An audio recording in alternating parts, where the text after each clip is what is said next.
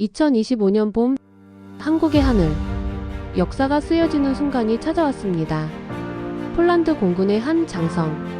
30년 동안 나토 전투기를 몰아온 베테랑 조종사. 그가 한국에서 KF-21 전투기의 조종석에 앉았습니다. 그리고 단 한 번의 비행. 착륙 후 그가 남긴 말은 충격적이었습니다. 나는 한국을 완전히 잘못 알고 있었다. 세계 최강을 자부하던 베테랑을 뒤흔든 단 한 대의 전투기. 과연 그에게 무슨 일이 일어났던 걸까요? 이야기를 들어보시기 전에 먼저 구독과 좋아요 부탁드립니다. 유럽의 심장 폴란드. 이 나라는 늘 거대한 제국들 사이에 서 있었습니다. 동쪽에는 러시아, 서쪽에는 독일. 그들의 압력 속에서 수없이 무너졌지만 폴란드는 결코 사라지지 않았습니다. 강대국들 사이에서 살아남는 법. 폴란드는 그것을 역사 속에서 배워왔습니다. 그리고 이제 새로운 도전에 직면했습니다. 노후화된 전투기를 교체해야 하는 시기. 국가의 운명을 좌우할 중대한 선택의 순간이었습니다. 폴란드 공군이 현재 보유한 주력 전투기는 소비에트 시절의 미그 29와 수 22입니다. 총 48대의 F-16을 운용하고 있지만 전체 전력의 60%가 여전히 구형기체에 의존하고 있는 상황이었죠. 후보는 많았습니다. 세계 최강이라 불리는 미국의 F-35 라이트닝2 가격은 대당 8천만 달러. 스텔스 성능과 5세대 기술의 집약체였습니다. 유럽의 자존심. 유로파이터 타이푼. 독일, 영국, 이탈리아, 스페인이 공동 개발한 4.5세대 전투기로 대당 9천만 달러였죠. 그리고 누구도 예상치 못한 복병. 한국의 KF-21 보라매였습니다. 개발비 8조 8천억 원이 투입된 이 전투기의 가격은 대당 6,500만 달러로 경쟁작들보다 상당히 저렴했습니다. 폴란드에게 전투기는 단순한 무기가 아니었습니다. 나라의 생존, 민족의 미래가 걸린 문제였죠. 특히 2022년 러시아의 우크라이나 침공 이후 폴란드의 국방 예산은 GDP의 4%인 240억 달러로 대폭 증액됐습니다. 폴란드 정부는 결단을 내렸습니다. 가장 신뢰받는 베테랑 조종사, 30년 경력의 한 장성에게 특별한 임무를 맡겼습니다. 한국의 KF-21을 직접 타보고 평가하라. 그 순간 역사는 움직이기 시작했습니다. 그의 이름은 야누시 코발스키. 30년 동안 폴란드 공군에서 하늘을 지켜온 남자. F-16, 미라주 2000, 유로파이터 타이푼. 나토가 운용하는 거의 모든 주력 전투기를 직접 몰아본 베테랑. 총 비행시간 3,200시간. 전투기 조종시간만 2,800시간에 달했습니다. 그의 경력은 곧 역사였습니다. 후배 조종사들은 그를 살아있는 항공 교과서라 불렀습니다. 그런 그에게 폴란드 국방부는 중대한 임무를 맡겼습니다. 한국이 만든 차세대 전투기 KF-21을 직접 경험하고 평가하라는 것이었습니다. 처음 소식을 들었을 때 그는 웃었습니다. 한국? 물론 대단한 나라지. 반도체 시장 점유율 63%. 세계 1위. K-팝과 드라마로 전 세계를 매혹시킨 세계 최고의 나라 중 하나야. 하지만 전투기. 그건 다른 문제야. 하늘을 지배하는 무기는 단순한 기술로 되는 게 아니었습니다. 수십 년의 경험, 수많은 실패, 그리고 축적된 노하우가 필요했습니다. 그는 속으로 이렇게 중얼거렸습니다. 한국이 전투기를 독자적으로 만들었다고? 개발 기간이 겨우 12년이라고? 미국의 F-22는 20년, F-35는 15년이 걸렸는데. 글쎄, 직접 보기 전까지는 믿기 힘들군. 회의와 호기심이 교차하는 마음으로 그는 서울행 비행기에 몸을 실었습니다. 30년 베테랑의 눈으로 한국의 하늘에서 진실을 확인하기 위해. 2025년 4월 15일. 경남 사천 한국항공우주산업. KAI의 거대한 경납고 앞 무거운 철문이 천천히 열리자 그의 눈앞에 나타난 광경은 충격 그 자체였습니다. 회색빛으로 마감된 날렵한 동체. 쌍발 엔진이 주는 압도적인 존재감. KF-21 전투기가 마치 살아있는 듯 당당히 서 있었습니다. 전체 길이 16.9m. 날개폭 11.2m. F-16보다는 크고 F-15보다는 작은 중형급 전투기였습니다. 하지만 그 존재감은 결코 중형급이 아니었어요. 그는 속으로 중얼거렸습니다. 이게 정말 한국이 만든 기체란 말인가? 겉모습만 봐도 느껴졌습니다. 단순한 시제품이 아니었습니다. 완성도 높은, 당장이라도 전장에 나설 듯한 기체. 곧 한국 엔지니어들의 브리핑이 시작됐습니다. KF-21은 4.5세대 전투기로 분류되지만 스텔스 성능과 첨단 레이더, 그리고 5세대 전투기에서 볼 수 있는 많은 기술을 적용했습니다. 최대 속도 마하 1.8, 전투 반경 740km, 최대 이륙 중량 25.4톤입니다. 무장탑 재량은 7.7톤으로 F-16의 7.7톤과 동일하죠. 특히 자랑하는 것은 AESA 레이더입니다. 1,000개가 넘는 송수신 모듈로 구성되어 있고 탐지거리는 RCS 1제곱미터 기준으로 170km에 달합니다. 설명을 들을수록 그의 의심은 오히려 커졌습니다. 정말 이 모든 걸 한국이 독자적으로 해냈단 말인가? 눈앞의 전투기는 놀라웠지만 마음속 깊은 곳에서는 여전히 반신반의. 그는 결심했습니다. 말로만 들어서는 알 수 없다. 직접 조종석에 앉아봐야 한다고. 다음 날 아침 드디어 그 순간이 왔습니다. 캐노피가 열리고 사다리를 오르며 그는 천천히 조종석으로 들어갔습니다. 첫 느낌은 단 하나였습니다. 완전히 다르다. 30년 동안 수많은 전투기를 몰아봤지만 이 조종석은 전혀 새로운 세계였습니다. 거대한 19인치 터치스크린 2개가 계기판을 가득 채우고 있었습니다. 복잡한 아날로그 계기들은 사라지고 모든 정보가 한눈에 들어오도록 배치되어 있었습니다. 그는 속으로 감탄했습니다. 복잡하지 않다. 오히려 직관적이다. 헤드업 디스플레이에는 실시간으로 비행 데이터와 전장 정보가 표시됐습니다. 손끝 하나로 시스템을 제어할 수 있는 구조. 조종석 설계에만 3년이 걸렸습니다. 한국 엔지니어가 설명했습니다. 조종사 100명의 의견을 수렴해서 가장 직관적인 인터페이스를 만들었어요. 그는 이렇게 기록에 남겼습니다. 이건 단순한 인터페이스가 아니다. 조종사를 존중하는 설계다. 경험 많은 파일럿조차 금세 익숙해질 만큼 사용자 친화적이었다. 30년 베테랑이 놀랄 정도라면 이 시스템은 분명 의도적으로 설계된 것이었습니다. 그 순간 그는 깨달았습니다. 이 기체는 단순한 한국의 시도가 아니었다. 세계와 당당히 경쟁할 수 있는 진짜 무기체계였던 것입니다. 오후 2시 활주로 KF-21 전투기가 이륙 준비를 마쳤습니다. 엔진에 불이 들어오자 낮게 깔린 굉음이 대지를 울렸습니다. 쌍발지휘 414 엔진의 추력은 각각 22,000파운드. 총 추력은 44,000파운드로 F-18 슈퍼 호넷과 동일했습니다. 그는 깊게 숨을 들이쉬고 스로틀을 밀어 올렸습니다. 순간 강력한 가속이 몸을 뒤로 눌렀습니다. 그런데 이상했습니다. 익숙했던 불안한 떨림이 없었습니다. 부드럽고 매끄럽게 뻗어나가는 감각. 이건 고급 승용차 같은데? 그는 속으로 중얼거렸습니다.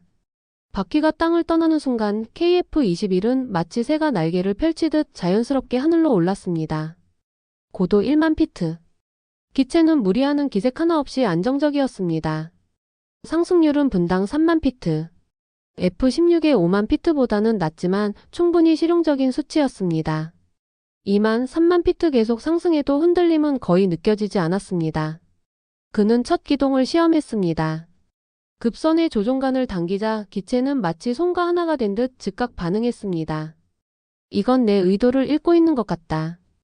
두 번째, 세 번째 기동. KF-21은 민첩했고 부드러웠습니다. 최대 G포스는 굳이 조종사를 보호하는지 수트와 함께 충분히 견딜 만한 수준이었습니다. G포스는 분명 강했지만 다른 전투기보다 부담이 덜했습니다. 조종사를 배려한 설계가 몸으로 느껴졌습니다. 이제 레이더를 시험할 차례였습니다. 스위치를 켜는 순간 디스플레이에 주변의 전장 정보가 실시간으로 펼쳐졌습니다. AESA 레이더의 성능이 시험되는 순간이었습니다. 탐지거리, 정확도, 표적, 식별 능력 모든 것이 기대 이상이었습니다. 200km 밖의 소형 드론까지 정확히 포착했습니다. 동시 추적 가능 표적은 20개. F-16 블록 70의 APG-83보다 우수한 성능이었어요. 그는 숨을 죽이고 화면을 바라보다가 속으로 탄성을 질렀습니다. 이게 정말 4.5세대인가? 아니다, 이건 분명 5세대의 문턱을 넘었다. 전자전 장비도 시험해봤습니다. 적의 레이더 신호를 탐지하고 방해하는 능력. 이 또한 나토 표준을 충족하는 수준이었습니다. 기체와 엔진, 전자장비와 무기체계. 모든 요소가 하나의 유기체처럼 움직이고 있었습니다. 단순히 부품을 조립한 결과물이 아니었습니다. 처음부터 완전체로 설계된 전투기라는 것을 그는 몸으로 느끼고 있었습니다. 착륙을 위해 하강하는 동안 그는 이미 확신하고 있었습니다. 내가 오늘 경험한 이 비행은 단순한 시험 비행이 아니다. 한국이 세계에 던지는 선언이다. 비행이 끝나고 그는 호텔방에 혼자 앉아 있었습니다. 하지만 마음은 결코 고요하지 않았습니다. 가슴은 아직도 두근거렸고 머릿속은 온통 KF-21의 비행으로 가득 차 있었습니다. 그는 노트북을 켰습니다. 본국에 보낼 보고서를 쓰려 했지만 그것은 곧 보고서가 아니라 고백이 되었습니다. 그는 이렇게 시작했습니다. 친애하는 동료들에게. 나는 오늘 한국에서 충격적인 경험을 했다. KF-21이라는 전투기를 직접 조종한 것이다. 솔직히 고백하자면 나는 한국을 과소평가하고 있었다. 한국이 전투기를 독자 개발했다고 했을 때 믿지 않았다. 하늘을 지배하는 무기는 단순한 기술이 아니라 수십 년의 노하우가 필요하다고 생각했기 때문이다. 그러나 나는 틀렸다. 완전히 틀렸다. KF-21은 세계 어떤 전투기와 비교해도 부족하지 않았다. 아니, 어떤 부분에서는 오히려 더 앞서 있었다. 조종석은 단순하고 직관적이었다. 19인치 대형 디스플레이 2개로 모든 정보를 제공하는 시스템은 그 어떤 나토 전투기보다 우수했다. 조종사는 기체와 하나가 된 듯한 감각을 느낄 수 있었다. 레이더와 전자장비는 기대를 넘어섰다. ASA 레이더의 탐지 성능은 170km. 동시 추적 표적 20개라는 수치는 결코 과장이 아니었다. 그리고 무엇보다 기체 전체가 마치 하나의 유기체처럼 조화를 이루고 있었다. 나는 30년간 나토의 주력 전투기를 모두 경험했다. F-16의 기동성, F-18의 안정성, 유로파이터의 파워. 각각의 장점을 잘 안다고 자부했다. 그러나 KF-21만큼 조종사를 배려한 기체는 처음이었다. 나는 확신한다. 이 전투기는 우리 폴란드의 하늘을 지킬 수 있다. 아니, 지켜야 한다. 대당 6,500만 달러라는 가격도 F-35의 8천만 달러, 유로파이터의 9천만 달러에 비해 경쟁력이 있다. 더 이상 한국을 과소평가해서는 안 된다. 그들은 이미 우리와 어깨를 나란히 하고 있다. 아니, 우리보다 앞서 있다. KF-21은 단순한 무기가 아니다. 한 나라의 의지와 집념이 만들어낸 기적이다. 그는 마지막 줄을 쓰고 나서도 한동안 키보드 위에 손을 얹은 채 말이 없었습니다. 창밖에 펼쳐진 서울의 밤하늘. 그 별빛을 바라보며 그는 속으로 중얼거렸습니다. 작은 나라라 해도 결코 얕봐선 안 된다. 한국은 그걸 증명해냈다. 다음 날 그는 다시 KAI 공장을 찾았습니다. 이번에는 단순한 비행이 아니라 KF-21을 만들어낸 사람들의 이야기를 듣기 위해서였습니다. 한국 엔지니어들은 말했습니다. 우리는 수없이 실패했습니다. 초기에는 외국 기술에 의존할 수밖에 없었어요. 하지만 점차 국산화율을 높여갔습니다. 현재 국산화율은 65%에 달해요. 가장 힘들었던 건 ASA 레이더 개발이었습니다. 2천억 원의 개발비와 7년의 시간이 걸렸어요. 하지만 결국 해냈습니다. 이제 우리만의 기술이에요. 그들의 눈빛에는 자부심이 담겨 있었습니다. 수입 기술에 의존하지 않고 순수한 한국의 힘으로 완성해낸 기체. 그것이 바로 KF-21이었습니다. 젊은 엔지니어 한 명이 이렇게 말했습니다. 우리는 단순히 전투기를 만든 게 아닙니다. 우리나라의 미래를 만든 겁니다. KF-21의 성공으로 한국은 세계 8번째 독자 전투기 개발국이 됐어요. 그 말은 그의 가슴을 깊게 울렸습니다. 왜냐하면 폴란드도 같은 길을 걸어왔기 때문입니다. 강대국들 사이에서 쓰러지고 다시 일어서며 결코 포기하지 않는 정신. 그것이 한국과 폴란드를 이어주는 보이지 않는 끈이었습니다. 한국은 1950년 한국전쟁 당시 1인당 GDP가 67달러였어요. 지금은 32,000달러입니다. 70년 만에 477배 성장한 거죠. KF-21은 그 성장의 상징이에요. 다른 엔지니어가 덧붙였습니다. 그는 그 순간 깨달았습니다. KF-21은 단순한 기술이 아니라 한국의 역사와 정신이 압축된 상징이라는 것을. 폴란드로 돌아간 그는 보고서를 제출했습니다. 그리고 그 보고서는 폴란드 군 수뇌부를 뒤흔들었습니다.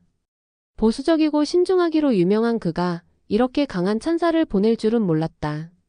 상관들은 놀라워했습니다. 보고서에는 구체적인 수치들이 빼곡했습니다. KF-21의 종합 성능은 F-16 블록 70 대비 120% 수준이며 유로파이터 대비 95% 수준입니다. 특히 가성비는 어떤 경쟁 기종보다 우수합니다. 운영비용도 중요한 고려사항입니다. 시간당 운영비는 2만 달러 수준으로 F-35의 36,000달러보다 훨씬 저렴합니다. 몇 달 후 폴란드 정부는 공식적으로 KF-21에 대한 관심을 표명했습니다. 아직 최종 결정은 아니었지만 그의 고백은 분명 변화를 만들어내고 있었습니다.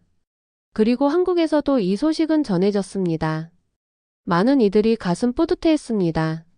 우리가 만든 전투기가 유럽의 베테랑에게 인정받았다. 하지만 이것은 단순한 기술적 성과가 아니었습니다. 70년 전 전쟁의 폐허에서 시작한 나라가 이제는 하늘을 지배하는 최첨단 전투기를 만들고 세계 시장의 수출을 준비하는 나라로 성장한 것입니다. KF-21의 수출 전망은 밝았습니다.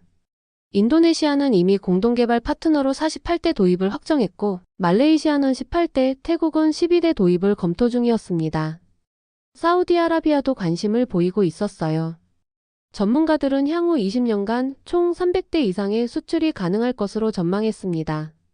이는 약 200억 달러의 수출액에 해당하는 규모였죠. KF-21은 단순한 무기가 아니었습니다. 한국이 세계에 전하는 메시지였습니다. 작은 나라라도 포기하지 않으면 불가능은 없다. 서울의 밤하늘을 바라보던 그 장성의 목소리가 마치 메아리처럼 울려 퍼지는 듯 했습니다. 한국을 절대 과소평가하지 마라. 그들은 우리가 생각하는 것보다 훨씬 더 놀라운 나라다. 이제 KF-21은 새로운 도전을 준비하고 있습니다. 2026년부터 양산이 시작되고 2027년에는 첫 해외 수출기가 인도네시아로 향할 예정입니다. 폴란드의 최종 결정도 곧 나올 예정입니다. 만약 폴란드가 KF-21을 선택한다면 이는 유럽 최초의 KF-21 도입국이 되는 역사적 순간이 될 것입니다. KF-21은 이제 시험 비행을 넘어 치열한 국제시장으로 날아오를 준비를 하고 있습니다. 폴란드, 사우디, 말레이시아, 태국. 과연 누가 KF-21의 첫 번째 해외 고객이 될까요? 다음 편에서는 KF-21 전투기를 둘러싼 치열한 수출 전쟁의 현장을 전해드립니다. 구독과 알림 설정 잊지 마세요.